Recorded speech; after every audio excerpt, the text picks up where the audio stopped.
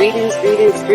Good afternoon, Juneteenth family. Welcome to another weekly Lunch and Learn. In terms of business, if you have a dream, go for it, pursue it, work hard at it, because with anything that you want to do, it's going to come hard work. You know, if you don't put the hard work, if you don't put the time into it, it's not going to flourish the way you want to. Maybe advice for anybody who's looking to start a business, like just do it.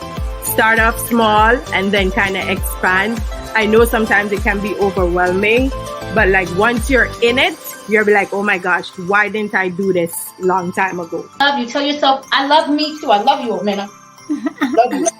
When you open your heart and your mind, you're opening up to your blessing. Yeah.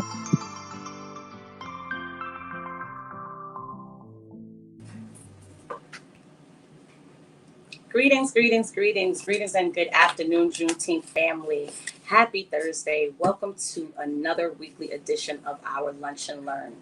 Today, we're going to be joined by Mr. Maurice Maddox, and we're going to be discussing violence in the Black community, preferably in the industry, and how we can, what we can do about it, what we can do to shift our attitudes towards it, to shift what's going on. And let's bring Maurice on up. Hey, Maurice, how you doing today? Hey, family. Hey, Juneteenth family. Good afternoon. Happy Thursday, guys. Back at you. So, we're here to talk about a heavy topic today. So I definitely want to just like in the community that there may be some tears, there may be some sad, there will definitely be some seriousness today. But we'll also be sure to laugh and to fellowship with each other, because through love we can heal anything. So Maurice, I just want to open the floor to you. This is your session, your topic. Today you have the floor on our platform to discuss what, especially it's nice to have a man's point of view, because I know my point of view, and I could probably relate to other women's points of view, but it's nice to have a gentleman here today. So share. Yes. Thank you. Once again, thank you, Juneteenth family, and Miss Jamie for giving me this platform to be able to share my gift and share my wisdom and my knowledge and understanding on the touching topic. But I know someone has to talk about it, and I believe that God has chosen me and using me to be able to talk about this topic in a way where the world can understand as a Black man, as Adam see that what we need to do and how we need to go about bringing change into the Black community. Beautiful. Well, question for you before we dive into the conversation, can you share with us who is, how you became so passionate about this, and exactly who is running Man on the Spot? Because I know folks can see that in your under your face right there. And more. My real name is like Miss Jamie said. My real name is Maurice Maddox, but I go by Running Man. And the reason why I go by Running Man is because whenever I feel the Spirit or the Holy Ghost in church, I run around the church and I praise God and I give God praise. And my former, Lord rest his soul, my former bishop, my former pastor, Bishop Eddie Long, New Birth Missionary Baptist Church, Atlanta, Georgia, birthed me and created Running Man. He named me in front of the congregation, and I took it for what it's worth, and I still live that legacy and that dream. And Running Man on the Spot is a person that helps people on the spot, minister to people on the spot, pray for people on the spot, encourage people on the spot, give them wisdom on the spot, knowledge, understanding. I may drive for you, whatever you need to do, let's do it on the spot and let's get it done for the glory of God,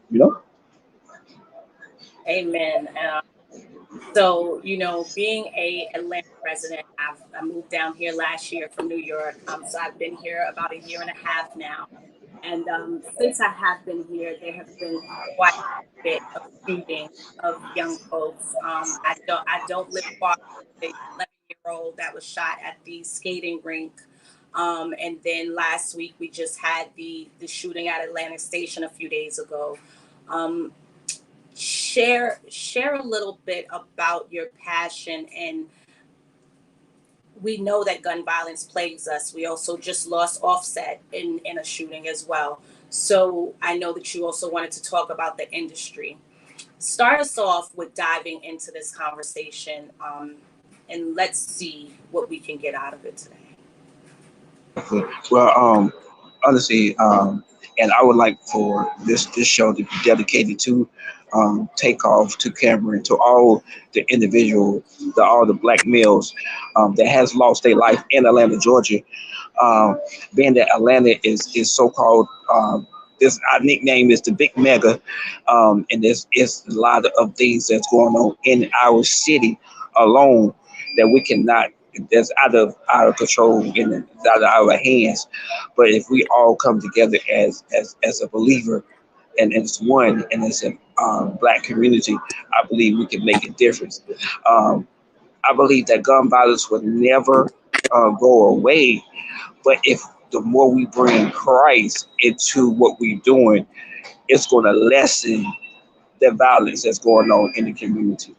And and with that being, you know, what I'm saying, with that being said, we're looking at resources, avenues, connections, meet and greets, uh, community meetings, community rallies, where we can be able to, instead of waiting on them to come to us, let's go to them and find out how can we make a difference and make a change in our community. Because Atlanta, Georgia is a place where everybody migrates. But Atlanta is a place where a lot of things go on there. That's that's not, you know, we want to try to prevent that from happening. And how do we do that? We have meetings like this. We have conference calls. We have Zoom calls. We have empowerment sessions, uh, because we are the next generation that's coming up after us. I'm 42 years old, and you know the generation that coming up now, they are really scared. They really don't know what to do, and they really don't know who they are. So whoever cleaves to them or whoever they cleave to, it could be negative or positive. They gonna pair themselves after them. I like that. What's that I'm hearing Christ lives in so many different places and spaces besides church and besides the Bible and besides prayer. That Christ can look like the resources, Christ can look like the meetings, people showing up, and talking about these conversations. And at the top, you mentioned the word that it was a touchy topic, and I have it that the topics that we consider to be touchy and taboo, those are the conversations that we should really be having. Those are the conversations that would shift what's happening in our communities, having the conversations that will dispel whatever we think we know about gun violence, whatever we think we know about what it looks like, about where it is, where it isn't, because it's everywhere. It's all over this entire country. This entire country is suffering from losing our younger generations because of a lot of the things that you mentioned, being scared, whether it's fear of their own safety, fear of their well-being, fear of their mental health, all of it. It's resulting in a lot of violence, whether it's self-inflicted violence or on someone else. And ultimately, any violence is impacting our whole entire families, our whole networks, everyone around us, anyone that you know, it just sometimes it behooves me at how quickly a life can be taken and how the ripple effect and the impact of it is never thought of or considered, that it's just this emotional thing, this revenge thing, this angry thing. And it's like, it's not really being impressed upon enough. Like, yeah, we know that it leaves mothers and grandmothers and fathers crying. We know that it leaves sisters and brothers without a sibling. We know that it leaves children without a parent. But we're not really impressing that impact enough. We're crying on the other side of things. We're crying once that act is already complete, and we're not speaking out loudly enough to our children when they're children. You know, and I am a lover of hip hop music. I'm a lover of trap music. I am a trap enthusiast, and I am 46 years old. And it's not an age thing, but you have to understand it's just like music, movies, and anything that we watch on TV. There's a line that it's like, that's not what we do in real life. It's a storybook, it's a fantasy, it's a joke, it's just fun. And if we could learn to leave it there and stop transferring over to our everyday lives, whether it be us singing it too strongly or loudly, or whatever it is that's making our children think that it's okay, at some point there has to be a conversation between the parents and the children. And I definitely, yeah. and I definitely agree with you. And I pick it back on what you were saying. Let's go back when God created man, and when God created us, and when God created all things. God created all things to be good. But when man touched it, that's what made it bad. And the things that's going on, the things that's happening, man is touching it. And now, since man is touching it, the devil meant it for bad, but God can turn it to good. And so even the bad that we go through and that we're dealing with right now, even in the media, and it starts actually with the radio and the media. It's always, ever since, it's like they are chained to negativity. They're chained to uh, uh, tearing down the inner man. They praise that. You know what I'm saying? So how can we turn that? How can we turn it into good? It's already good because God made it good. Because when He created man, when He created us, He created everything good. He just left it alone. So what we got to do, we have to go back to when God made us good. And so what we have to do is put positivity out in spite of the negativity, in spite of the stuff that's going on. Yeah, it might be a fight. Yeah, we're going to lose a lot of people in this fight. But when He died, when he died and he came back. And I'm not trying to go heavily in church, but this is where we're missing the main point. It's because we don't put Christ into things that's going on bad.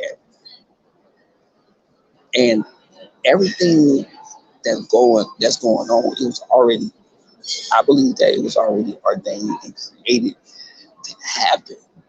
But how it happened, that's what causes us to have a conversation like this.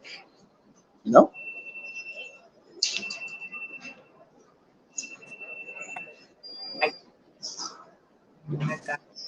I guess for me, my mind. So I know that, and this may be, and I'm just gonna go here. I'm not even gonna hesitate because my spirit is telling me to go here because I'm sure that I'm not the only person that feels this way or has this response to things. So I think because I have had my own experiences with religion and with how it has constricted me and kept me from being my best self. A lot of times I can be resistant when I'm told something from a certain angle. So I know that my mind and my body will start to shut down, and that's where I'm going. But I know at the end of the day, I'm not shutting down because what's being activated in that space is actually still Christ-like. It's just not seen in my mind from that image. And that is the fact that I am a positive person. I am a person that gets up every day and I move through my life as a heartfelt person. Everything that I do is heart-centered. So I know right there, that is basically equaling to exactly what you're saying. So just sometimes wanting what my point is to the reason I'm sharing that is that a lot of times we'll stop listening to things sometimes if we don't hear it in the words or frame the way that we need to hear something. And what we really need to start doing is listening with our eyes closed and our minds closed and our hearts open. Because if your heart is open, then regardless of how it's presented or worded, you can actually let it in and actually do the work that needs to be done. So that's what comes up for me, and just wanting to share that with anyone out there that may also have that kind of experience in life, or may have those triggers, and never wanting anything like that to get in the way, because that's how we end up stopped and blocked from doing the work that we came to do in this world, and we can't afford that. You're on mute. Okay, and I could definitely piggyback on what you were saying about the spirituality and the religion. I grew up in church. Lord rest her soul. My mother was a pastor. My father was a pastor. My uncle, my great aunt, everybody, my brother, everybody, and now I'm just became one. But became a leader, a disciple, instead of a pastor, a minister, because I want to reach, and I'm glad you my backbone right now, because I'm going to say something that probably the church ain't gonna like, but I'm here to minister to the people that the church is scared to minister to, and then that's right, right, yes. So I remember the first time I ever heard this gentleman that is on YouTube a lot. I can't think of his name. It's like right on the tip of my tongue. I was just watching his interview that he did recently, saying that men need to cry more and that we need to make it okay to cry in our neighborhoods. Because I have it that part of this gun violence problem is that our folks don't know how to be. We don't know how to be. We haven't been given permission to just be. We haven't been given permission to be angry, to be sad, to be upset, to be hurt, to be disappointed, to be let down. We have to be scared, whether it's for your safety from your surroundings, whether it's for your having a meal on the table the next day, for having clothes on your back. We have not been given permission to be. We've been given permission to hurt, which then does what? It has you turn around. A lot of times that violence is really just anger, disappointment, hurt, fear, all of that being bunched up. And then when you are empowered, your empowerment looks all messed up because how it's being, the foundation is shoddy. And it's like, sometimes we want something to end, but it's so layered and it's so much bigger than just that part. And for me, that's it's all part of this conversation, and it's all part of the importance of having folks that speak all different languages. So I hope that the church would actually support you and be happy that you're willing to take on that role and fill those shoes, because what happens if you don't? You can't just have only the saved folks getting saved. People that are not saved yet and don't know need to be saved too. Need to be saved. and I feel like being saved is not running around in the church shouting, speaking in tongues, ta ta ta ta. That ain't being saved. Being saved is believing that Jesus died on the cross and confessing your sins and acknowledging that you have a sin, that you have to go back to Him so He can deal with that sin. And I had a buddy of mine, one of my spiritual brothers, and I said, you know what? I said, man, look at this man right here. These people right here that ride the train every day here in New York, them gonna be the ones that make it in faster than the person that go to church faithfully every Sunday, pay their tithes and offering. Be faithful to the pastor instead of being faithful to God. Come on here. Amen. And That one. I see some things on the train by some saved folks wishing death on some. I actually just shared this recently. I was actually robbed at like 5 a.m. in the morning on a Mother's Day Sunday, some years ago, on my way to work. I had to be to work really early, and it was me and one of my saved sisters that I used to, elder women that I used to ride the train with every morning, with her daily bread every day, and her kind of not preaching, but kind of preaching tone of conversation. Her conversation was always from the tone of preaching to someone. And when the gentleman got off the train after robbing us, she wished him death. And for me, that just broke my heart, because what I saw was a young man that was already dead, just walking alive. And he actually was alive on this earth, so he still had an opportunity to be saved. So for me, it's like, in that moment, why not pray for him versus wishing him death? We as believers that do and Christians, we don't feel like, if even with someone, say for instance someone killed somebody, which we talked about gun violence, and most of these people have killed somebody and they in jail. Now check this out, catch this. They in jail. If they get their mind right and they truly follow me, they truly ask God to forgive them, and they turn themselves away from the sin that they committed, and they become Christ-like. You know they're gonna make it into heaven, and the body of Christ cannot get that through it's like no, yes. Because if you are a believer and you're turning away, and you understanding that you're living in sin, and a lot of people know they living, and a lot of people know how they live, and they know they have to live right, and they know they have to do certain things to do right, to get right, and to be right, and to get the right blessings. And so what I do now, I don't so much go by the scriptures, I go by his principles. And when you go by his principles, you'll understand how to walk in this earth. That part. Remove the story from it. Remove the stories, and just what is the bare bones of what is expected of us. And there's a question in the chat about what is being saved, and in my mind, honestly, saved is not, because I think for umpteen years I had it that saved meant baptized. And where I am today on my track of spirituality and in my spiritual journey, saved is when you understand that love is what this world is about, is that love and growth is what we came here to do. We lost Maurice, so I'll just keep sharing in the meantime until he joins us back. But for me, I have it that saved is choosing to live a better life, choosing to be a positive person, choosing to get up and live from a heart-centered space every day. Not necessarily action being in the water.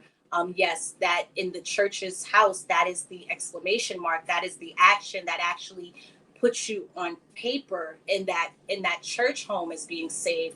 But to me, saved is once you've given yourself over as a vessel and a conduit to be and do whatever you were put on this earth to do, because we were all put here to be and to do something here.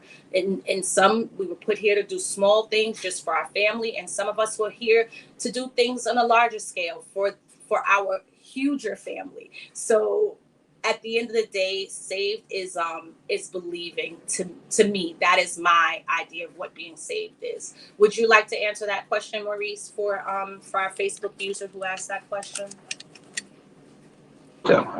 Yes, most definitely. So being saved, and my opinion and my point of view is being saved is believing that Jesus died on the cross and that he rose again. And that's saved. Like, somebody could get saved in 10 seconds. Somebody don't have to go all the way to the church and lay on the altar and call G. You can get saved right now. All you got to do is believe in your heart, believe in your soul. Jesus died and he rose again. Lord, save me. And you saved within 10 seconds. And we as I work at State Farm Arena, and Kirk Franklin's the concert they had a couple of weeks ago, they saved folks at the end of the concert. They would welcome people to come and get saved that day. Yeah. So at a concert, yes, it was a gospel concert, but it was still a concert in an arena. It wasn't in a church. There was no cross where it was on the screen, and yeah, and people chose to get saved. Yeah. And I think if we have more of these sessions and more of these opportunities where we can use this platform to tell the truth. Um, the Bible says, the Bible said, read to study that show thyself approved, a work we need not be ashamed, but rightly dividing the word of truth. So what we have to do, even the word, the Bible is teaches us how to walk. So when you do go to church, when you read the Bible and you get you get an understanding with the word and how you walk, when you do go to the church and you listen to a pastor, it is only confirmation of what you've been reading and what you already been doing in your moment, in your prayer closet, in your time away. And I believe that's when you can really hear from God. And my mother always taught me. My mother always says, "Don't live in the scorn. Let the scorn live in you." And I used to wonder about that. And I was like, "What you mean by that, mother?" She said, "Don't be so concerned about the thorn that's in your flesh, because if God take that thorn away from you, you'll never go back to Him ever again." So we gonna have issues, and we gonna be dealing with stuff every single day that we have to. God help me with this. God help me with alcohol. Help me, with temptation. Help me, not cut this lady off when I'm driving. Lord help me, and He's gonna continue to help you, because if you take that away from you, help me with patience. Help me with understanding, wisdom, knowledge, power, strength. And it's like a baby. It's like a baby. If the baby is crying, right? The baby is crying. Either that baby is got to change his diaper, he want a bottle, or he want his pacifier. Out of three of them, he's gonna be quiet, or she gonna be quiet, and that's how God is. So as far as the industry goes, what do you see being something that could shift, the amount of gun violence within the music industry? Because I know that was part of what you wanted to talk about. So let's go there. So then that the industry is where the gun violence lies, and if we understand the gift that God has given us and not have so much beef amongst each other as black men, because all of us are equal. All of us is doing our thing. All of us has the gift. So what we have to do is you're not a punk if you respect and you honor another black man and what they doing. And I think now society has sized black men up, that we have to be macho, we have to be bad, we have to be walk around mad and mean mugging the whole world. But no, just be you. And speaking of the industry, and I'm learning the industry now as I live this walk, and as becoming who I am becoming in the industry. I have to understand that there's certain things that they do in the industry that we have to curse, and we have to not go down that particular road to accept what God is already gonna give us. And I think that's the buffer, because most rappers and most artists are living paycheck to paycheck.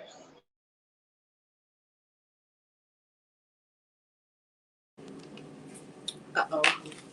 Froze a little bit. Let's give him a second and see if he comes back. and Brandon when he does. They'll do anything to get out of their situation. But you got to understand, even with you getting out of that situation, it's always going to be a repercussion. And I think that's what's going on now. Even with the gun violence, it's a repercussion because the industry is really, it's about money. It is about who's the next big thing.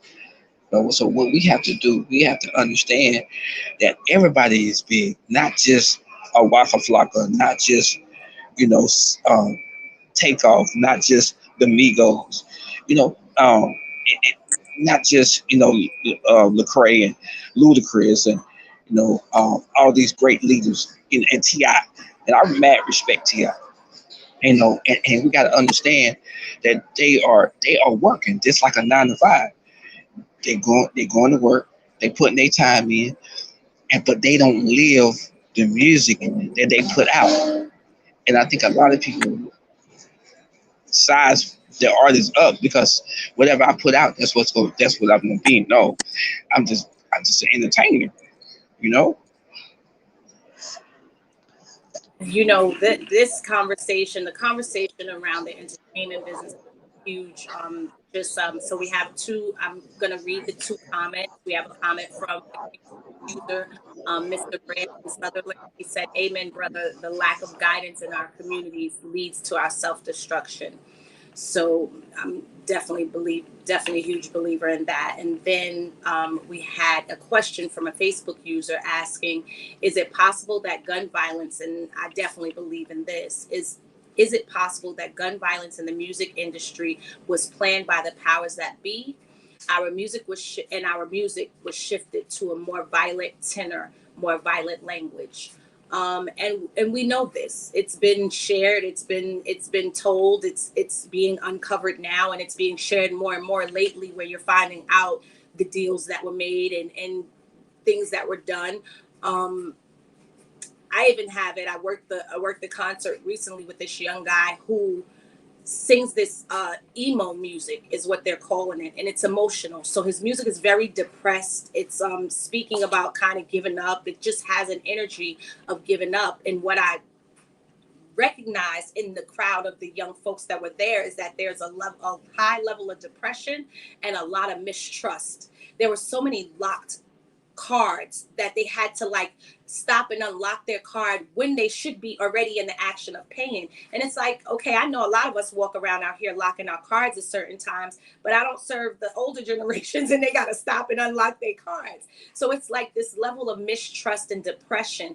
And I said to someone, I bet you someone said, let's give him a record deal. Let's give him a record deal, not just because he's talented, because like you said, there are so many of us out here that are talented that can be given record deals, that are doing positive music, that won't ever get that huge record deal, get that huge concert or that platform to share what it is that they have to share because it's too positive. So I definitely do agree with that user's question, and my answer would be heck yeah. So what is your response and answer to that question? That's a very, very powerful question. I'm just going to add to what you were saying, because the thing of it is we have to understand when somebody giving us something, they have creative control over us, and if the deal goes bad, we have to understand something. And I'm really I gotta be honest, and I think this is a platform where I can be honest and be myself and be real. Okay, so as an independent artist, when you sign with that label, bro, sis, you have to get that money back. And if you don't give that money back, somebody is gonna be sacrificed. That's just as simple as that. There's a lot of conversation. I'm not going to say that the idea of the Illuminati is not real, but in my mind, what I've always had is that you're willing to take any deal at any cost. So if someone's paying you to be more violent or paying you to be more raunchy, more sexy, more taking your clothes off, and you're willing to do that, to me, that is where the selling, like, I don't know that it's this huge idea of selling your souls to someone die. I don't know how much I believe in that area of the power, but I know that whenever we're willing to do things or to get it something at any cost, we're going to pay for it. And we pay for it sometimes with our well-being, with our family's well-being, with our safety. And for me, that's what I have it, that it's not that these artists, yeah, they have to make better decisions for themselves. But if that's the music that you're making already and that's what you're going to put out regardless, I'm not going to judge you for that. But there's spaces and places that maybe you shouldn't be anymore. You have to stop hanging out now. You shouldn't be at the waffle place. And I'm not, never ever saying that's like the equivalent. I'm a woman. I would never equivalate you wearing your chain to equaling death. But it's just like, I am also a woman. And I know that if I have on certain clothing in a certain space and place at a certain time, what can happen? Should it happen? Heck no. But can it happen? Yes. Can the rate be heightened if I have on less clothing? It can. And that's the reality of the matter. Should it be? No, it shouldn't be. But it's the same thing with safety amongst our people that are getting it. When they get it, there's someone that always wants to take it. So it's like, at what point do we make decisions for ourselves, for our family members, that if we are saying yes to these things, what is it that we now do to balance our lives, to balance the choices that we make, to balance out and to bring in more of that Christ-like energy that needs to be brought on to keep you safe, to keep these things from happening. I think sometimes when they get to where they're going, they get there and they forget to speak to the youth that maybe hasn't gotten there yet, or to be regular. It's like you can see somebody that might have grown up on your same block. Now they're living in mansions. And it's like, not to say that they shouldn't go do these things, but when you have social media just putting it in people's faces, jealousy grows. The levels of all of those other things that we mentioned that people are already walking around dealing with, that fear, the anger, it gets heightened. So then it's just a cocktail that does not work, and it's killing our communities and our society. And we got to figure out, like, it's this conversation is so deep. Like, we could talk about this for years and years and still be trying to make the impacts that we need and want to make. Yeah. And jealousy is one of the things that we have to destroy as a Black race and as a Black man. Because the thing of it is, jealousy will kill you. And then I think that's what's going on now, even in the industry, that Black men are jealous of each other, but you're doing the same thing. It's enough money. It's enough money in this world that everybody that live on this earth can be millionaires and never touch each other. So why would I be jealous of what you have? And the same thing, how you got that, I got to do the same thing. And I think that we as a Black race, we don't want to work. We don't want to work hard. And sometimes we do work hard, but we don't work smart. And I'm learning now. I'm building, running man on the spot on all the things that my mother left me. I'm building that now, and I understand that. Look, I got to keep this going for me to be able to walk off my job next year in Jesus' name, which I'm going to do that by God's grace. I have to be a good steward of what He blessed me for, and I have to work like a 9 to 5 every day. And the more I work, the better things will happen to me. And I think that's what we lack. We lack 3 things I go by in the industry and work with my team that I'm working with: loyalty, trust, and respect. And the 3 things I go by: loyalty, trust, and respect. Even though if you may hurt me, you may disappoint me, you may not be there when I ask you to be there, but at the end of the day, I got to answer to God for everything that I put out in the atmosphere, in the universe. Because as long as I do that, As long as I go by them principles that I have vowed myself to go by, everything that I want is going to happen. And I'm not jealous of nobody. I may want the Bentley like my cousin got. You know how my cousin got that Bentley? He worked overtime. So you know what Maurice, running man, gonna have to do? Hey, bro, you got to work overtime. You know what I'm saying? We got to work a little extra hours. You know what I'm saying? My cousin just paid off his Bentley last month. He's like, man, you want to ride? You want it? I said, no, bro. Now, if the Lord lay on your heart to give me it, then that's good. You know what I'm saying? But he said, bro, you see, yeah, I see that, and that's what motivates me, and that's what Miss Jamie, and that's one thing that Atlanta does for me. Because honestly, I never seen black entrepreneurs in my neighborhood. You got young people. That is one of the top. Yes. I lived in North Bronx. My network was in Brooklyn. Like, to have the aesthetic that I have living like surroundings, I would have had to move like maybe up to the Hudson Valley, which I actually absolutely love. But now you're talking about my hour and a half ride would have went to a 3-hour ride just to get to my network. And that couldn't work. That wasn't going to happen. So it was like, where can I go? Where can I be and have an opportunity to get ahead? So when I visited here in 2019 twice and actually vended here, I was like, oh yeah, this is it. When I look at the map and I see how Atlanta is in the center of Georgia and how the circumference of downtown, how if you want to do anything here, this is an amazing city to be, and networking is not as hard. Like New York is so like secret society, and you got to know people to get into certain places, certain areas. Certain folks don't support certain folks. Listen, this is a city that if you're black,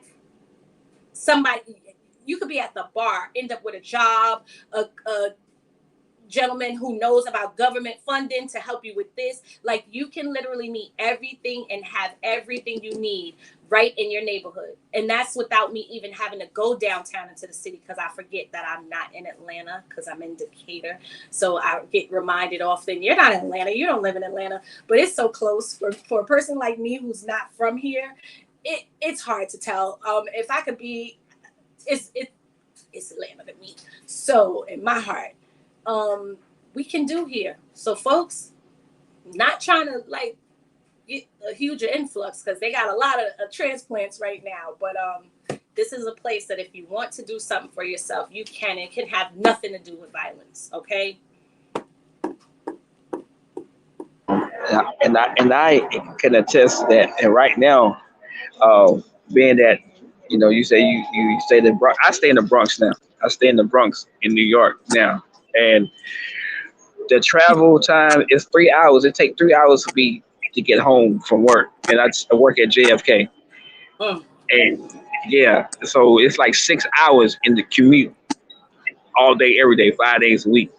And so when you say in Atlanta, it's a place where and but doors are opening up for me here. Doors are opening up for me here in New York. We living here, but guess where the connections are coming from? Atlanta, Georgia. You see what I'm saying? So it's just like I can work here and then do my business, do Running Man on the spot in Atlanta. And I would like to, if it's in any way possible, where we can set up a few events, set up a few meet and greets, some empowerment sessions, not just this one, but empowerment things in the community. And I think that's how we can really impact each other and bring a whole nother support system. So it is like I did an event. I did an event last month for Thanksgiving. I gave away 100 boxes. So I had to go to Queens for the clients to get the boxes. They would not come to the Bronx. No, period. At all. I was like, what the hell? You know what I'm saying? They was like, well, you gonna change the Bronx. I say, well, it ain't really ain't nothing going on in the Bronx. I say, yeah, because I work every day. You know what I'm saying? But yeah, I can attest. I can definitely attest to that. Because my heart desire is to bring New York and Atlanta together. Because I accomplished a lot of stuff within a year. January the 13th is going to be a year for me being here in New York. And I love it. I love the opportunities. Covering each other just on the side of the state. So Yeah. we have a Facebook user. I don't know why the names are not coming up on Facebook. It's probably some sort of Facebook, but still, it was the same person. The language, so they're saying that we didn't use to speak so negatively and disrespectfully towards one another. Rap has changed to a more self-destructive lyrics versus positive conscious rap, and I have it that that's part of the programming to keep us distracted and to keep us like growing in a way that doesn't serve us. And then I'm not sure if it's the same user, but then we have a share that says that marketing scheme began when they killed our leaders, King, Malcolm, and the likes, Kennedy, the Kennedys, and because there was loyalty, trust, and respect for our fellow man and woman. They placed our loss with new images of destruction, that programming. They changed our music and our lyrics through music deals, record label deals. They kept the crab in the barrel mindset alive. Again, why our kids can't get with so many deals. Why the same thing with basketball. It's like, you have a certain amount of basketball teams. You have a certain amount of slots to fill. So now you know that narrows it down, and it means that even less get there. Okay, at least that's a structure that I can understand because it's one team per state, blah, blah, blah, blah. But now when it comes to record deals, why? Why is it like they limit it to a certain amount and then almost all of them have to be violent? They may let one R&B singer in. Oh, they may let one in that doesn't know how to dance slinky link style and naked. Like it's so hard to get the Jasmine Sullivans out there that are actual singers that may not take off all their clothes. And look, you have to go and lose weight and take off some of those clothes to actually start to get your next albums. It's like so sad and so crazy. Yeah, what does Running Man on the Spot have to give to that? Yeah, and speaking of Jasmine Sullivan, I got a little crush on Jasmine Sullivan. That's my artist. I love her, and I love her spirit and her power. And you're right. And it's like the artists like that, we consider them underground artists, but because of their positivity that they bringing out. Now, if she would turn like Jasmine Sullivan, if she would turn into a trap artist, or whatever, where she take off a few clothing and she'll show her skin a little more, she'll get seen. And it should not be like that. And I believe that's where the industry, that's what we have to, that's a buffer. And we have to go in there and we have to say, no, I cannot do this. Yeah. I don't care how much money. I don't care. Sorry.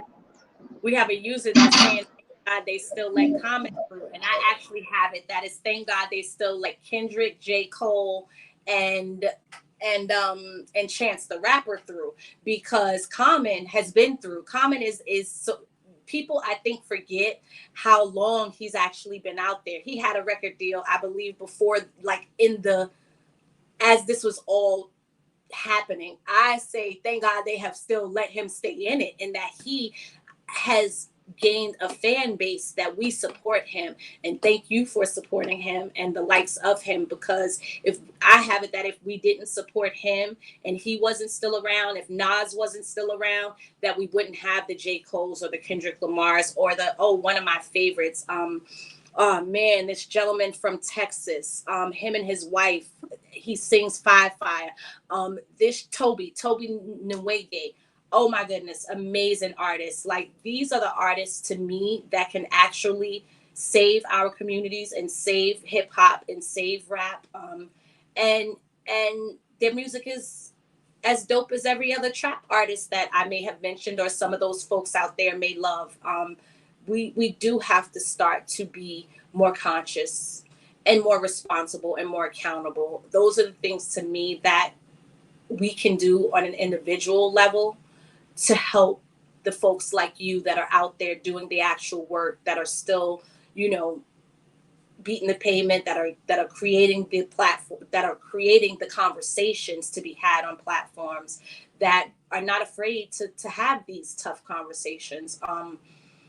But individually, we can literally hold ourselves accountable, be more conscious, makes better decisions, because I know that there are times and places for my music. There are times and places when I'm pulling up to somebody's house, rolling through people's neighborhoods. Don't blast your trap music. Turn it down. You're not at the mall. You're not at, you know, a business, a restaurant where this is what they're doing on the inside too. You know, be mindful, be responsible, be conscious, be and do better. And I'm passing that back over to you, Run Man, on the spot.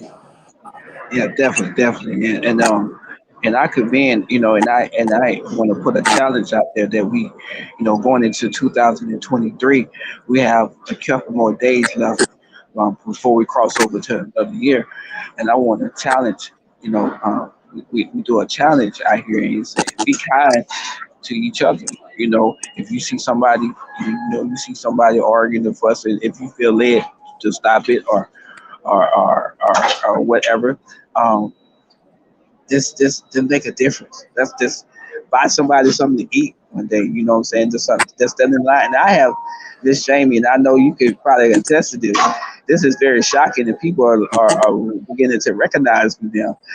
So what I do now is I go into the bodegas and I pay for the person food behind me. Nice. And they don't get that here in New York. So What? help, assistance, support.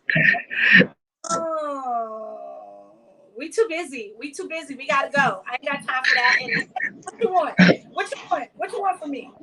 yeah, so I'm bringing the Atlanta swag, the Atlanta hospitality into the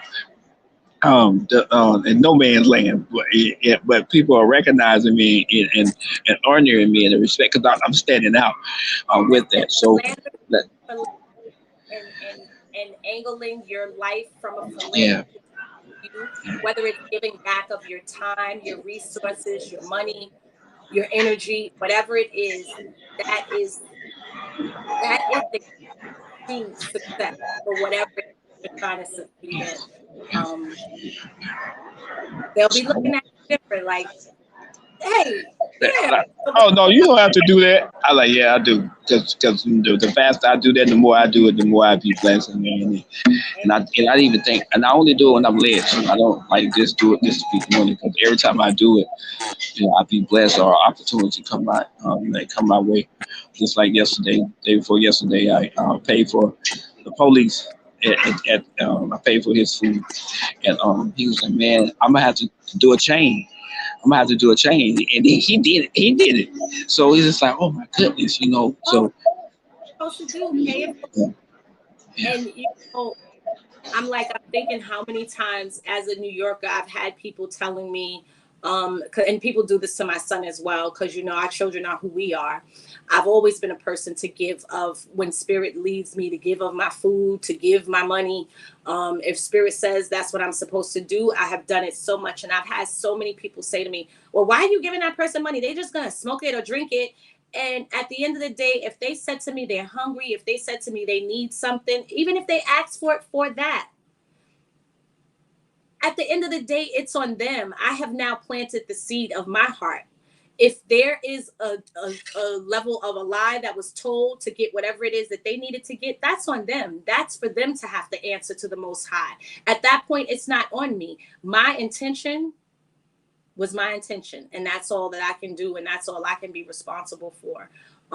So you are definitely in a city where it's a giving city, but we don't always understand. Like, some of us just do it and you don't really get it. So when it's done to you, it's kind of still like, you saw my response, like, what you want? What you want? what you want. You feel me? Yeah, heard me. I ain't gonna hold you, but what do you did that for? You know, so, but yeah, I love city. I love New York people. The real New Yorkers, the original ones, they respond back. And the new generation, they just like, hey, you got to get on the train. Look, I know it's an empty seat right here, but I don't want you sitting beside me, so I need you to go to the other side. So I just stand up. But yeah, it's just the way of the world, and I appreciate this opportunity living here because I'm seeing different cultures, not just the Afro American. I'm seeing the Mexican culture. I'm seeing the Latino, the African culture, the Jamaican culture. So Like big differences. As a matter of fact, I was telling my guy yesterday.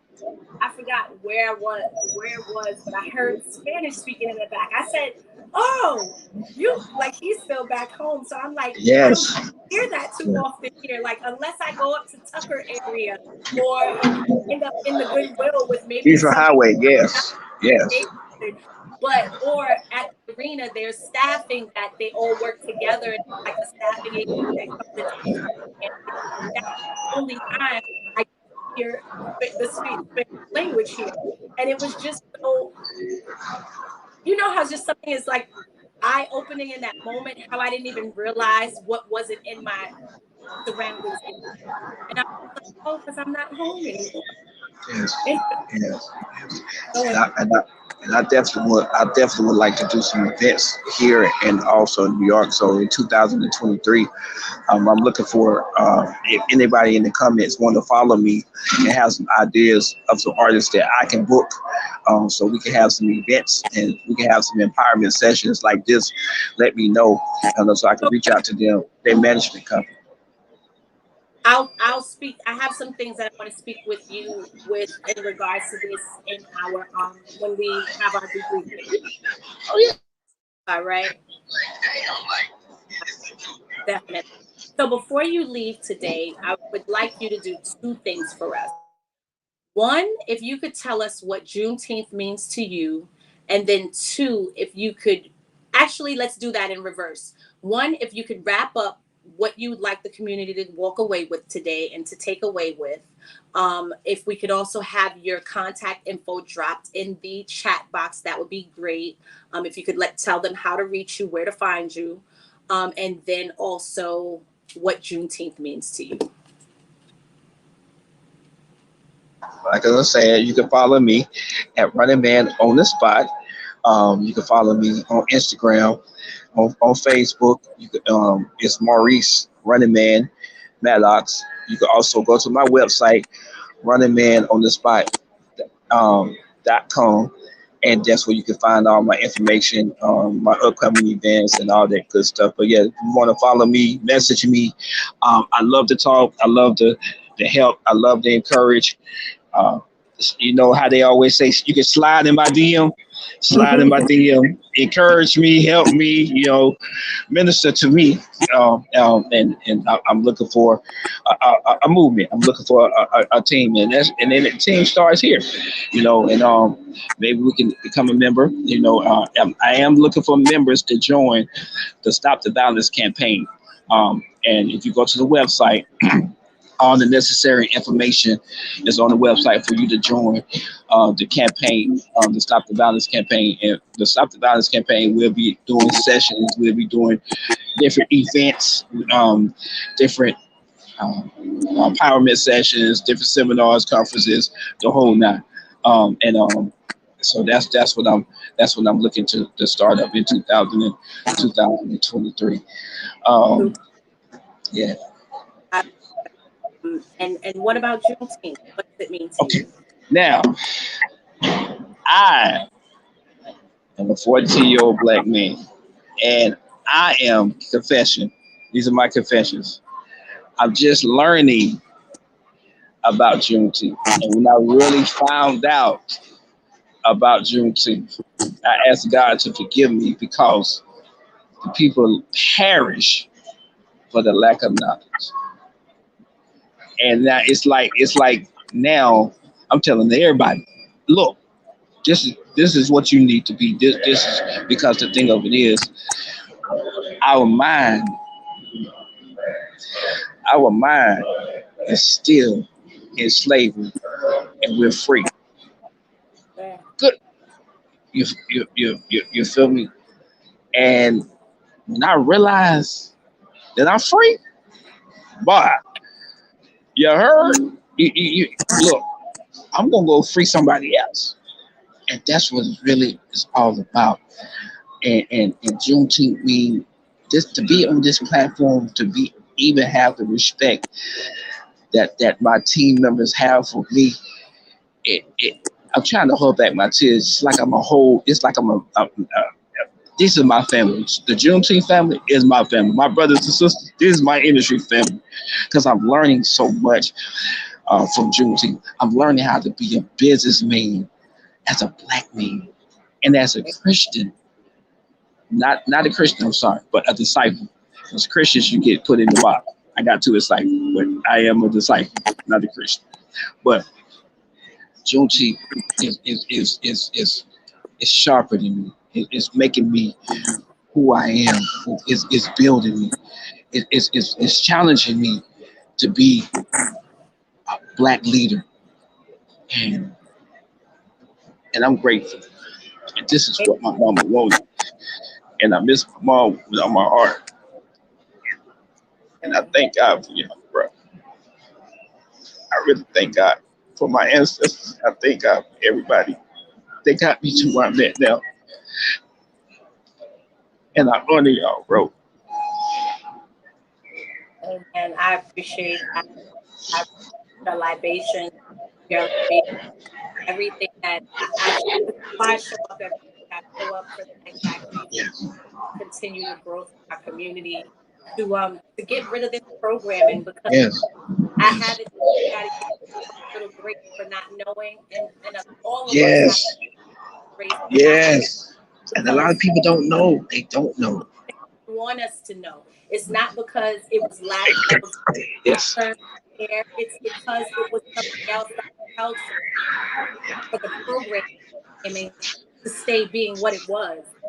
yeah, Like, in order for us to be those crafts in the barrel, you can't empower us. If you empower us too much and you give us too much information, we're gonna take it and we're gonna run and we're gonna do what we're supposed to do. And that's what we've been doing for these last 2 years out here in these streets, growing and growing our communities. And while they're still impacted every day by gun violence, by suicide, by mental health, we are doing the work. So thank you, Running Man on the Spot, and I look forward to what's to come because I do feel like you are now an honorary Juneteenth family member of Juneteenth NY anyway, and yeah, I look forward to talking to you behind the scenes. Thank and I you.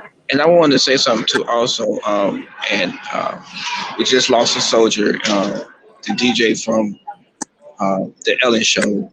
My condolences goes to the whole entire family. Let's keep Twister and his family in prayer. We don't know what happened, but all we know that the devil meant it for bad, but God is going to turn this situation into good. It's going to cause us as a black race, as a black brothers to come together. So condolences to his family and everything. Amen. Thank you for going. I was definitely going to him on the. So thank you for opening that up for me. I appreciate you. All right, community.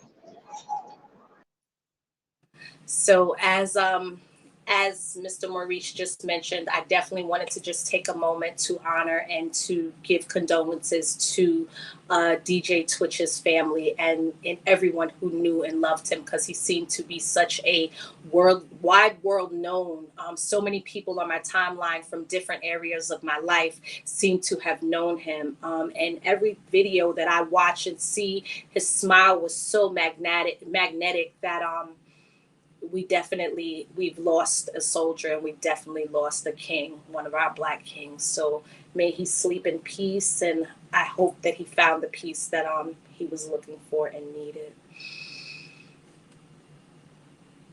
So next week we will have Lameek Smith joining us from Miki's Den. She'll be talking with us about her business, which is a one-stop shop for custom jewelry designed with an electric and Afrocentric flair. And I'll definitely be rocking my earring by Miki's Den when I come on next week. And thank you all for being with us today, for being part of a conversation that needs to be had and that will be on running. That is more than just about gun violence. It's also about our mental health and well-being within our communities. So again, thank you. Thank you for being here, and we will see you guys. Oh, wait, because I would be remiss to not share that the vendors slots are open for registration and that there are early bird tickets. Thank you for popping that up. That there are early bird tickets until January 19th. See you guys next week. Oh, Keisha.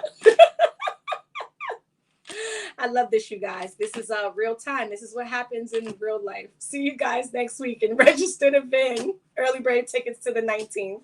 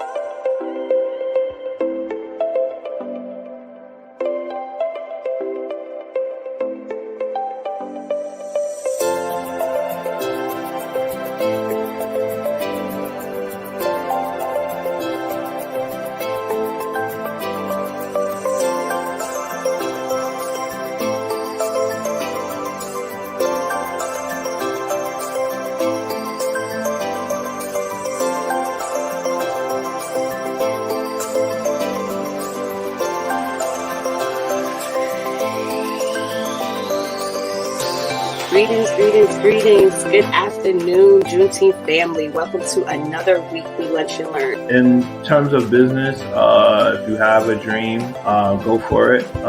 Pursue it. Work hard at it, because with anything that you want to do, it's going to come hard work. You know, if you don't put the hard work, if you don't put the time into it, it's not going to flourish the way you want to. Maybe advice for anybody who's looking to start a business, like, just do it. Start off small and then kind of expand. I know sometimes it can be overwhelming, but like once you're in it, you'll be like, oh my gosh, why didn't I do this long time ago? Love you. Tell yourself, I love me too. I love you, Omena. Love you. When you open your heart and your mind, you're opening up to your blessing. Yeah.